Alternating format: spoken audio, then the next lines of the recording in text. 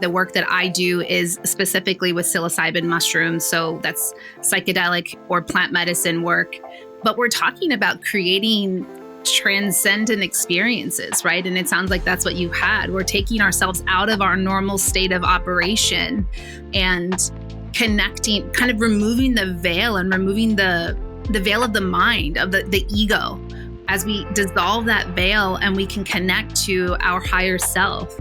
If you believe that we are, fully human, fully divine, we are mind, body, spirit, right? We're not just our mind and our body, but there's also this spiritual aspect. And there is, in my perspective, a thing greater than us. I call that thing God. Other people call it the universe or source or spirit. And other people have even more specific, ways of connecting with that. But that thing that is greater than us, it exists and it is part of us. And going on these journeys allows us to remember and to reconnect with the truth of who we really are at our core, that mind, body, spirit connection. And it's so easy in our day-to-day life to get disconnected from that.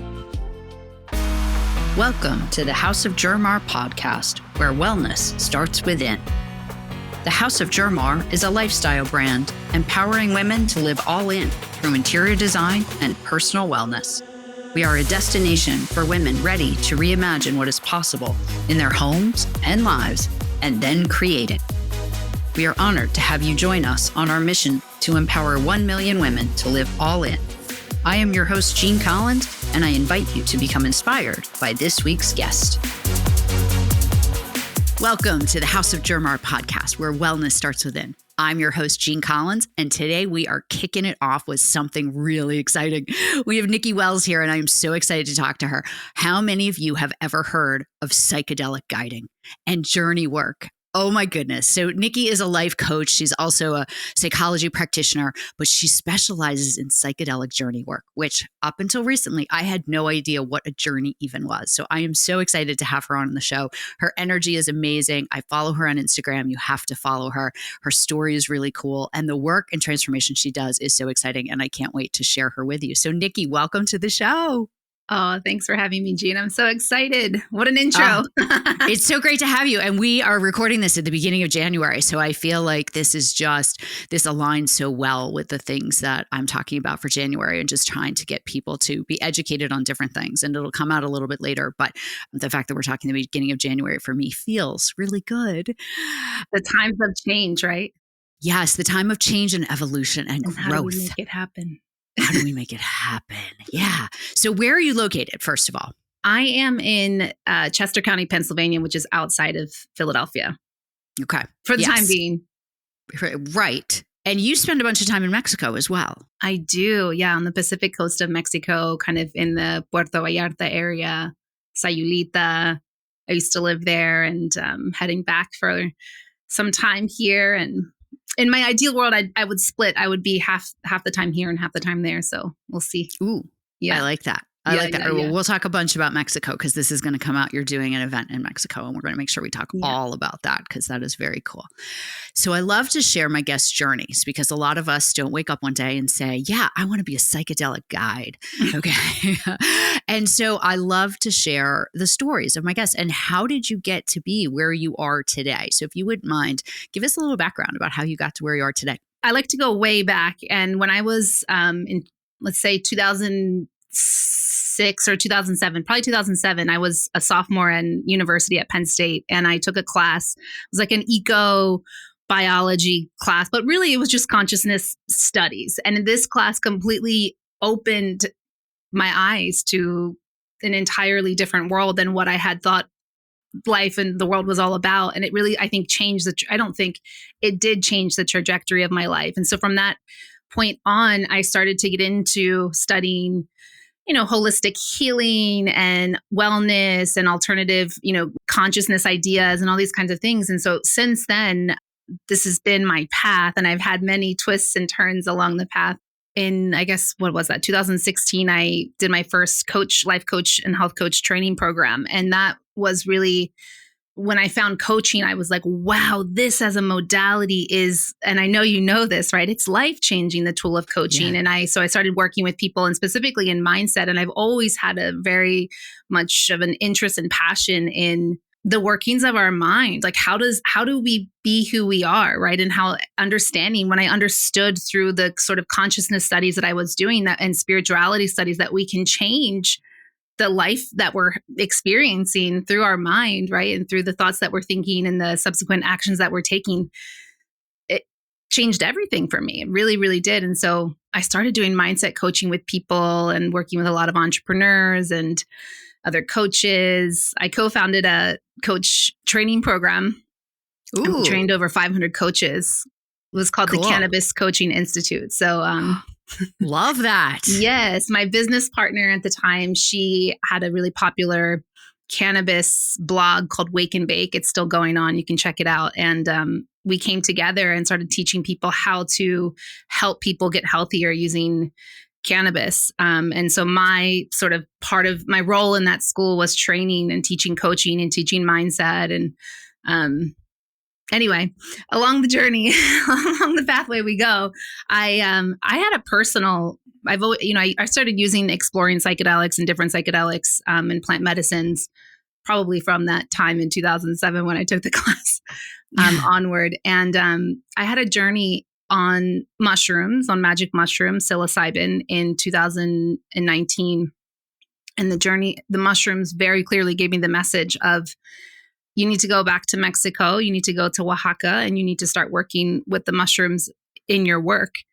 And so that was really, from that point on, I connected with some teachers and started learning how to facilitate and work with these mushrooms and combining the tool of what a journey is, what we can talk about, of course, yes, with transformational coaching. I was like, this is the thing for me. This is amazing. And so here we are. So that is such a unique combination that you are combining not only coaching with journey work with the psychedelics. So before we go too far, what is a journey? Like, let's go back to a little basics, because I have to admit, I did not know what a journey was until I went on one back in October for the first time, and it was transformational. So, and I see the word journey. What kind of journey did you go on? I went on a breathwork journey, okay. And it was like, I saw my younger self. I was blown away by, I saw my higher self. I saw my younger self. Like things became so clear to what was blocking me in that journey. And I had no idea what to expect. I mean, really none. Like I went in the complete naive person who has no idea what I'm doing. And it was truly transformational. And I see on Instagram, people talk about journeys all the time. So what is a journey? And in particular, what is a journey like with you? That's a great differentiator there, because I mean, a journey in general, right? When we talk about doing journey work, like you were on a breathwork journey, the work that I do is specifically with psilocybin mushrooms. So that's psychedelic or plant medicine work. But we're talking about creating transcendent experiences, right? And it sounds like that's what you had. We're taking ourselves out of our normal state of operation and connecting, kind of removing the veil and removing the veil of the mind, of the ego, as we dissolve that veil and we can connect to our higher self. You know, if you believe that we are, fully human, fully divine, we are mind, body, spirit, right? We're not just our mind and our body, but there's also this spiritual aspect. And there is, in my perspective, a thing greater than us. I call that thing God. Other people call it the universe or source or spirit. And other people have even more specific, ways of connecting with that. But that thing that is greater than us, it exists and it is part of us. And going on these journeys allows us to remember and to reconnect with the truth of who we really are at our core, that mind, body, spirit connection. And it's so easy in our day-to-day life to get disconnected from that. And when we're disconnected from the truth of who we really are, it's very hard to live authentically, right? And that's where we get into those states of questioning everything and feeling stuck and feeling in doubt and feeling like things aren't flowing and living with a lack of trust. So journey work, when we talk about journey work, that's what we mean. And then we can get specific. Are you doing a breathwork journey? Are you doing a plant medicine journey? Are you doing a meditation? People who do vipassanas and go and meditate for 10 days, that's a type of journey, right? So think of journey work, whatever you connect with, it is taking yourself. And we can also draw the relation to the hero's journey. I think that's a construct, an archetypal construct that people can really connect with. We've heard of the hero's journey. It's documented across all of histories, right? That is the transcendent human experience that we are all meant to go on. So getting specific with what I do, I work with psilocybin, which is magic mushrooms. And most people have heard of magic mushrooms before. And so psilocybin is the compound in certain mushrooms that creates that psychedelic experience that helps you create that transcendent experience.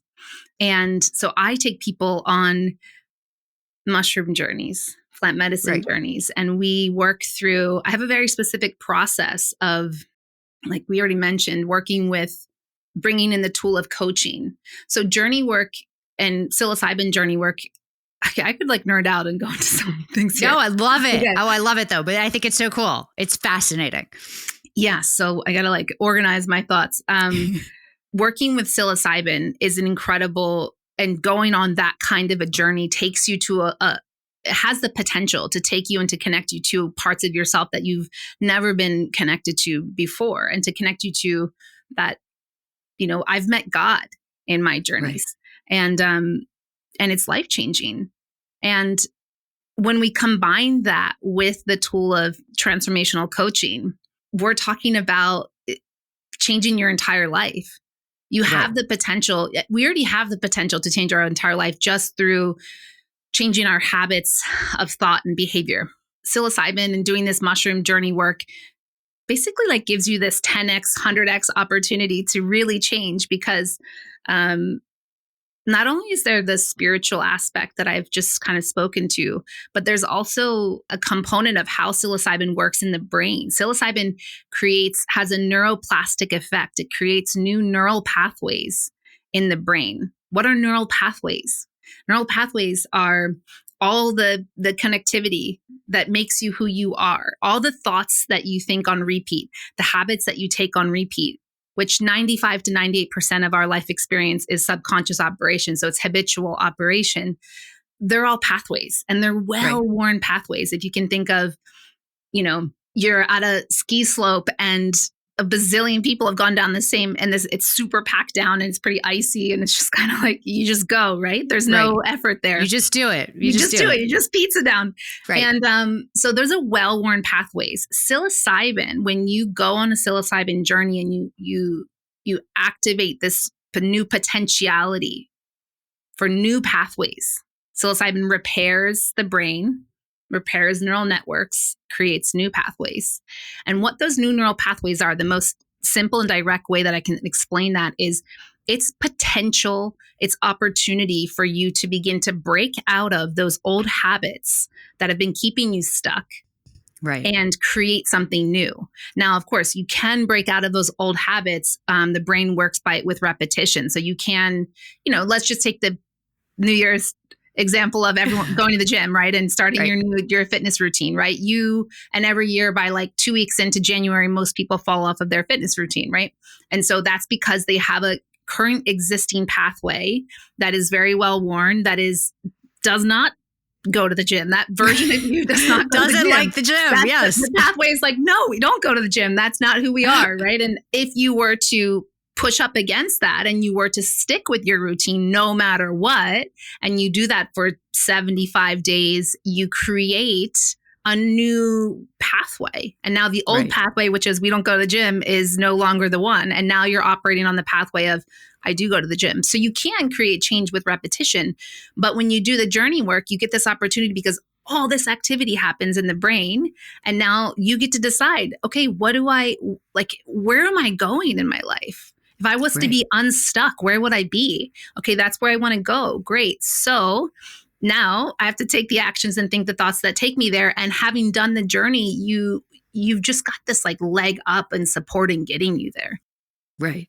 Do most people who come to you, are they feeling stuck?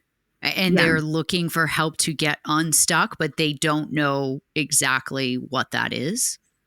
I would say yes. And I would say, so if you look at research, they do research on very specific things. Like they're doing research on using psilocybin to treat anxiety and depression and PTSD. Mostly anxiety and depression is what we have the most research on right now. So certainly like opportunity to, if you're someone who is struggling with depression or struggling with anxiety, to do journey work, to do work with psilocybin mushrooms and see if that helps to create change for you. We see in studies results of like 1 year after the journey, even 80% of improvement in those symptoms. So it's pretty significant. It's more significant. There's a study that just came out that it's more effective than taking antidepressants. So we have that sort of category of people. And then we have the category of people who are just sort of generally feeling very stuck in their life, feeling like they need a change. They don't know what that change is. They feel like on the precipice of something, and they come to do journey work and to help maybe find out what that might be. Mm-hmm. Right. Sure. Okay. Yeah. Basic question. Are people awake during journey work? No, great question.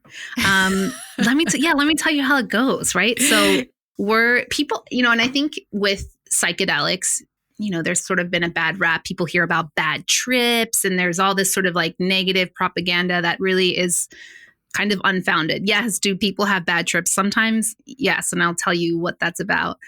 But basically, I journey people in a sort of combination of ceremony and therapeutic styles. So this means that we're lying down in, not we, they are lying down. I'm not lying with you. Clients lying, right, yes. So you'd be lying down on a bed, and you have an eye mask and headphones on. And so the reason that we do the eye mask and the headphones is because it removes the external stimulation. Mm-hmm. If you consume the mushrooms and then you're outside in nature, you're going to have a completely different experience than if you were to be lying down and you're not able to see and you're listening to music. The music takes you very much on the journey, and removing the visual stimulation keeps you inward. So this is an internal journey. Yes. Is it wonderful to take some mushrooms and go for a nature hike? Absolutely. I highly recommend it once you've had some experience and you know what you're doing. But you are awake. You're totally conscious. Like if I was to tap you on the shoulder and ask you, hey, Jean, how's it going? What's coming up for you when you're in your journey? You'd be able to tell me. And sometimes people are like, I don't really want to talk to you, Niki, leave me alone. And other times people want me to record things for them. And so you're totally conscious in that way. And it lasts about, everyone's metabolism is a little different, but let's say 5 hours of solidly kind of like on the bed doing that thing. And then you have some time in the beginning and the end when you're coming up and then when you're coming down. Wow. Now, do you talk to people through the headphones or the music? You're just letting the music and the mushrooms do the work of helping people internally deal with their stuff to find what comes up? Both. I don't talk to you through the headphones. So my preference as the guide is to have you journey just you and the mushrooms and the music. That is because I can't possibly know what's really going on for you in the experience. I find it more effective if I'm able to sort of like leave you be. That being said, there are certain points where it's helpful for me to check in with you and maybe give you some thoughts to consider. I also work with my clients. We do a minimum of 3 preparation coaching sessions. And that's where we're really taking time to unearth all the things that need to come to the surface. We talk about from when you were born up until today and what's going on in your life and what's keeping you stuck. And, so much of the patterns of stuckness that we experience are founded in our experiences as a child from 0 to 7. 0 to 7 is the forming of our identity stories, and thus the core woundings that we have, like I'm not enough or I'm unlovable. Those stories, they happen and get cemented into our being when we're really little. And so we spend time talking about those stories and talking about the origin of your stuckness, of your anxiety, the origin of your depression. So that way, when you go into the journey, you're kind of like, you've got material to work with, right? You're like, Right. oh yeah, well, I've been thinking Yeah. about this in my life. I've been thinking Yeah. about my inner child, and I give you, a lot of work to do in preparation in that way. So you've got kind of material to be with. And then we also have your intentions. What is it that you are hoping to ask yourself or hoping to experience through this journey? And I might ask you to connect in with those. So there is sort of like opportunity to connect with me and talk throughout. And some people are like, hey, leave me alone. I'm doing fine. I want a journey on my own. And of course, I'm going to totally respect that. Yeah. On the other side, we have people who might be having a hard time or a bad time. And what is that about? Usually that is when someone is resisting whatever is coming up. So Right. I can give like a very clear example of a client. She was having a really tough time because she could see her inner child in this dark space. She was able to vocalize to me, there's just so much pain around her and I don't want to go. I'm afraid to go there. The conscious part of her, the adult part of her, could see her inner child in her journey, and she was aware of the pain, and she didn't want to connect with that pain. And so she was kind of stuck there. She was stuck in journeying, and the mushrooms are like, here, be with your inner child. This is what you need. This is the medicine that you need now. And she didn't want to go there. She was afraid. And so she spent a lot of the time crying and crying and crying. I don't want to go there. It's too much pain. It's too much pain. So that's kind of an example of like when someone has a bad trip, it's because they're resisting or they're afraid to be with what needs to be dealt with. Right. Yes. And I explain this to people in advance because the truth of the matter is that wounded inner child is living on your shoulder 24/7 every single day. Right? Every day. They're with you every day. Right. And so it's like, it's not something that you aren't already experiencing, whether you're conscious of it or not. She's affecting you every single day.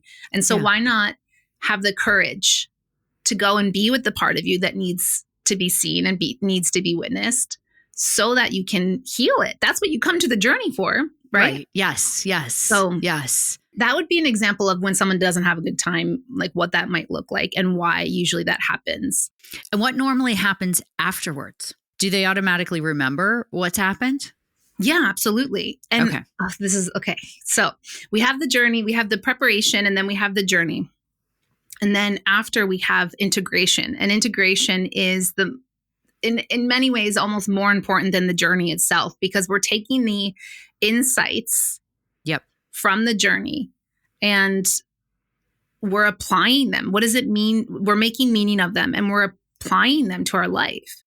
Yeah. So if you, let's say in the journey, usually the insights are incredibly simple, but feeling very profound. Sure. Like Yes. I met God and God was like, everything's okay and everything's working out for you. And that's what you have to trust in. Okay. It's like really simple, right? Right. But you're like, thanks for that. Okay. Now what? Okay. But true integration is taking that and okay, so what does it mean for me to actually begin to believe that everything is working out for me, that everything's okay in my life? And so that was an example that I had in a journey personally.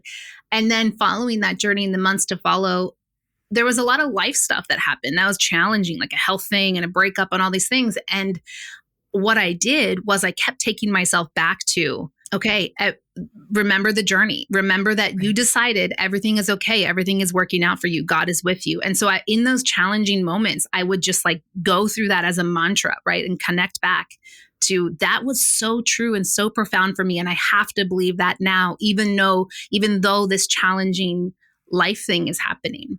And so I did that over and over. And I remember vividly one day just thinking to myself, I really truly believe that now. Like that everything is okay like and in everything's your soul. It's in me now. Right. Yeah. And so we might say that I formed a new neural pathway of belief that is my reality. And so then my work is to keep being that, right? Keep believing that. And so that's sort of like integration is taking the insights that you gather from the journey and figuring out what you're going to do with them. I have another client who she had a journey and she really was like, I have to slow, like I'm burning myself out so deeply and I really have to slow down. And the thing that I'm going to do, that I'm going to be so deeply committed to, is going for a walk in nature by the river every day. The river was a very important element of the journey for her. And she's like, okay, I'm going to walk by the river every day and I'm going to see what happens. And so it's really simple, but she's so deeply connected to this change that's happening in her life because of the journey and what she gathered and the insights that she gathered. She's internally drawn to it because it's coming from a much deeper part of her core than just a concept that's out there in her mind. It's in her body that's what she needs to be drawn to. All right. So I have to ask, what is a day in your life like? Because what you do for a living is not like what everybody else does for a living. And to be someone who's so probably very soulful and connected to yourself and your own inner wellness and your own grounding and your own direction, your own spirituality, what is a day in your life like? You're also a mom, by the way, of a little one who just turned 1. I have a 1-year-old. Yeah. So like, if you had asked me a year and a half ago, the day might be very different than it is now. I think for me, through all the work that I've done over the years, whether it was just coaching or now this journey work, the most important thing that I've connected to for me personally is time outside and connecting to nature and letting that be my guide. I feel like when I'm disconnected from that, when I'm not spending time outside and I'm not going for walks and I'm not breathing outside and feeling the air and connecting to all that is, because for me, being in nature is direct connection to God, right? To all that is. And so that is, I would say, to like in my ideal world, that's the most important part of my day. So, right now, as I move, my daughter just turned 1. And so I'm starting to, in the last couple of months, I've started to pick up doing a lot more work again with clients. And so I usually work with in-person journeys, and these journeys are in person. So it is a lot of energy expenditure because not everybody, sometimes people do have a challenging journey, and it's a lot of, me holding the space and clearing the energy and all the things. So I work with people, I work usually with 2 clients a month is my sort of like capacity right now. And so my time is really, all the sort of marketing things that we have to do to put our work in the world. And so much work to be working on the business. This work is not, it's a gray area, we'll call it, I'll say this. I formed a nonprofit church. And so the government, there's a law that says that you can't determine what someone's religious sacrament is. And so we can use plant medicines as a sacrament. And so when clients come into my world, they become a part of my organization. Got it. And I also have a private membership association. So I have sort of 2 levels of protection for myself and for clients and confidentiality of how we do this work. And so word of mouth is the best way for me to do this work. Yeah. Right. Yeah. And the organization is there as a structure. And so as I'm kind of like coming back out of my postpartum period and working with clients and kind of figuring out that balance between, I can't just go like full force ahead with what I do online because it doesn't, I recently got a little, I got like some kickback. I got kicked off of like all my financial platforms. So yeah, like Venmo and PayPal and all the things. I'm so naughty. Right. So anyway, it's a lot of like connecting with people and having conversations like this that help get the work out. I think this work is so needed and powerful and very unique. Yeah. Very, very unique. All right. Let's talk about Mexico. Mm. Because you are going to Mexico shortly for like months. Yes. Do you do that every year? And you do have a journey retreat there too. So I definitely want to talk about that and touch on that because that's a whole experience. Mexico is so near and dear to my heart. I'm actually a dual citizen. So I love Mexico. And so I'm going back to Sayulita area, which is on the north of Puerto Vallarta. And I have a retreat that I'm hosting there. The retreat is getting a major upgrade. It was going to be a small retreat, and now it's actually going to be for about 10 people. Wow. That's Yeah, a I'm lot of bringing, people to like yeah. journey with and stuff. How do you Yeah, do well, that? I'm bringing in another facilitator, and so we're going to be able to better support people with some other Yeah. support staff there and stuff like that. But I would really love to be able to start. This will be my first time hosting a big retreat. So I've done small groups in person, and obviously a lot of one-to-one work, and so this will be an exciting new adventure for me. And I'd really love to be able to do a couple of retreats a year in Mexico and keep doing private, journey work here in Pennsylvania. And Yeah. That's a good bucket list to have though.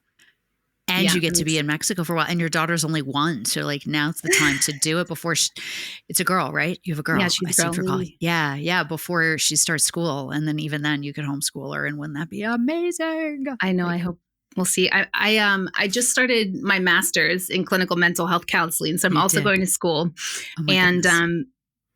yeah, really hoping to be able to fully support people in this work that I do. And when people come and present with big trauma stuff, it's like there's always this part of me that's like, I need a little bit more tools in my toolbox to be able to support people. So, but yeah, so Mexico. So in my ideal world, I would love to live in Mexico for half the year and run a couple of retreats and then come back to PA and have people come down and journey here. And if I really had my ideal world, I would have a journey house. I would have a journey house here. In Pennsylvania, and have a journey house in Mexico, and just like be back and forth, and homeschool my daughter or do some kind of schooling. I don't know. I got to finish my master's first too before I can get licensed. There's like all these steps along the way, but of course, the world is changing, and I'm sure people have seen psychedelics and plant medicine talked about. There's Netflix shows and news articles and all kinds of things coming out all the time. And so as people start to look for that work more, there's just going to be more opportunity to help people, in this. And it's not for everybody, but it really is for many life-changing. So what do your family and friends think about this? Do they think you're like witchy and druggy and crazy? Or are they like, whoa, you're on a whole different planet than us? They have their reservations, but they're pretty supportive. And most of my friends are pretty supportive. And because I've been in sort of the online coaching and spirituality in this world for a long time, I've got a lot of friends who do a lot of weird stuff. So it's kind of like, oh, cool, you do that. I've had some opportunities to work. Like I worked in New York at a ketamine clinic in Manhattan, and ketamine is a sort of psychedelic that we're using for psychedelic assisted therapy right now. And that's the only thing that legally that we have sort of above ground that you can go to a clinic and do. And I bring that up because if you ever hear about ketamine therapy, it is I think it's a great opportunity for people to sort of enter into, especially if you have anxiety or depression like that and you want to be in a very clinical setting. It's a great opportunity to see if working with psychedelic medicines could be helpful for you in healing. Or you could just find me and you could come and do a journey. There you go. You could do a journey with you. Yeah. I love it. I love it. It is I find it just so fascinating, I have to say. And I love following you on Instagram because you bring a lot of that mindset work into what you post about on Instagram, and you make it really real, and you give people a lot of really actionable, helpful advice from a mindset perspective. And so I definitely will tag all of that here because I think everyone needs that, and they're looking for guidance and they're looking for direction, and you do it in such a calm way. Does your daughter ruffle your feathers? Like, cause you just feel so calm and so collected. Like, is there a non-calm and collected Niki that your daughter like brings out? A daughter would do it for you. If anybody does it, it's going to be a daughter. I think she's going to be my greatest. I know she's my greatest teacher in this life. Yeah. And she and I she actually, her spirit came to me in a personal journey and a mushroom journey. And she landed in my heart and she said, and we had this conversation and she said, I'm here and you're ready. And I said, I'm ready. And she said, you're ready. And I told her, okay.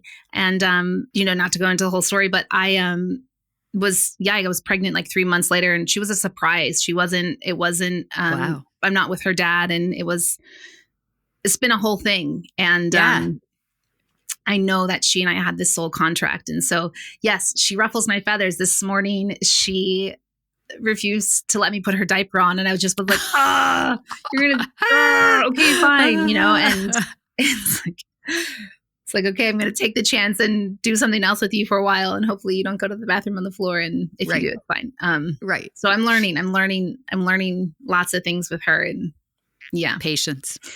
Yeah. But I think in all the work that I've done over the years, I know that we alone have the capacity to change our life. And we really can change our life in any way that we desire to, but it takes commitment, it takes discipline, it takes intention. If you do a journey and then my client who's going for a walk at the river every day, like she has to show up for that. She can't just like, I did a journey and why am I not just like at the river every day, just magically, right? It doesn't work like that. There has to be deciding that you want to create change for yourself. And so many people are so stuck because they don't believe that change is possible for them, or they're not willing to take the level of responsibility that is required. It's like, I know all of that to be so true. And I want people to see that. And I work through that every day in my own life in so many different ways. And our mind is very tricky. Our mind is very good at keeping us where we are. It prefers to keep us where we are because where we are is the known and we're safe and we're not dead here. It's easy, right? It's easy. Exactly. And so I think, when people are feeling stuck and feeling like they need change in their life, there's so many ways to go about it. But the first part is deciding that you're committed to that you're going to hold yourself accountable to whatever change it is. And I think, starting with pick one thing and watch your life change. My client's trusting that she's going to go for these, 10K steps by the river every day and she knows that her life will change in many ways because of that. Oh, it will. And it will. Yeah. Not just physically, but mentally, and being out in nature and the things that'll come to her and the ideas if she just stays. And also the pride that you can have in yourself by having an intention, setting a goal, and doing the work that it takes to get to it. People talk about manifesting all the time, and it's like, you don't just like have a thought and write it down and then just magically it appears. You got to take steps to make it appear. You have to show the universe that you're really in. Like, it's not just this thought out there. Okay, so your retreat in Mexico, and I'm going to put it all in the show notes, and we're going to launch this before your retreat so that people can sign up if they're interested. Your retreat in Mexico is in April. You live in Pennsylvania. You do retreats, and you'll just got to start doing those journeys in Pennsylvania starting in May, if I have that correct, right? You'll be back. Okay. And then I'm going to tag you on Instagram so everyone can follow you. And I love to ask all my guests at the end before we go to recommend a book to people, because I think books can change lives and I think books are so powerful. So I ask everyone to recommend a book that has impacted you personally or professionally that you would recommend someone read. So what book would you like to recommend? I think that when I really think about the books that like started the whole thing for me and started me going back to the things that I was reading and doing in 2007, I would say that the Eckhart Tolle books, A New Earth and Power of Now, were the most life-changing for me at that time. And I've read so many since then, but those I feel like are really foundational books in understanding that there's an alternative way of viewing the world than what's prescribed in front of you. And if I could throw one more in, I'd also say The Big Leap. Gay Hendricks. I really love that book. It's short, it's easy, it's super digestible, and it really helps you understand how your mind is keeping you from, and the fear and the stories that you're telling yourself are keeping you from living the life that you want to live and the capacity that you have to create anything. So that's a good one. I haven't read that one, but I've heard of it. So thank you. Thank you for recommending different ones, because I do go and I read all the books that all of my guests recommend. If I haven't read them, I do go and read them and then recommend them, on social media to everybody, because I think, we have to be walking the walk and talking the talk. So it is fascinating. Thank you so much for your time and, for getting up and looking so beautiful and getting it all together. And with a 1-year-old, I would have shown up with, like milk and throw up on my shirt and all of that. So the fact that you have it all together in the morning with a 1-year-old is impressive. Thank you. I appreciate that. And I have my days, and I'm also, it feels good to put yourself together in the world and it present does. That question again of who am I being? I think that's the most, I want to say this, if I can add one more thing. The most important question that you could ever ask yourself is, who am I being? Who am I really being right now? And the version of me who has the life that I want to create, who are they being? How do they show up to their world? And if you get honest with yourself about who you're being today and who you that version of you is out there. That's the gap that you get to ride on a daily basis. And that's the commitment part. That's the discipline part. That's the self-accountability part that creates change. Right. Yeah. So look at you. So you also have the part that can get dressed up and get it all together, which I love. Oh, Niki, thank you so much for your time. This is so just really interesting. And I'm so glad to be able to share what you do with my audience, because it's something that, people don't talk about and not a lot of people know about. So I'm really happy. And more people need to know about it because it's life-changing. They do. They absolutely do. And we are going to put all of your information in the show notes. We're going to tag you. We're going to put you out on Instagram. And everybody definitely follow Niki and look her up if you're interested in a journey. It's definitely some cool work. So thank you. I hope you have a great day. Thanks. You too. Thanks. Bye. Thank you for joining us for another episode of the House of Germar podcast, where wellness starts within. We appreciate you being a part of our community and hope you felt inspired and motivated by our guest. If you enjoyed this episode, please write us a review and share it with friends. Building our reach on YouTube and Apple Podcasts will help us get closer to our mission to empower 1 million women to live all in. You can also follow us on Instagram at House of Germar and sign up to be a part of our monthly inspiration newsletter through our website, houseofgermar.com. If you or someone you know would be a good guest on the show, please reach out to us at podcast@houseofgermar.com. This has been a House of Germar production with your host, Jean Collins. Thank you for joining our house.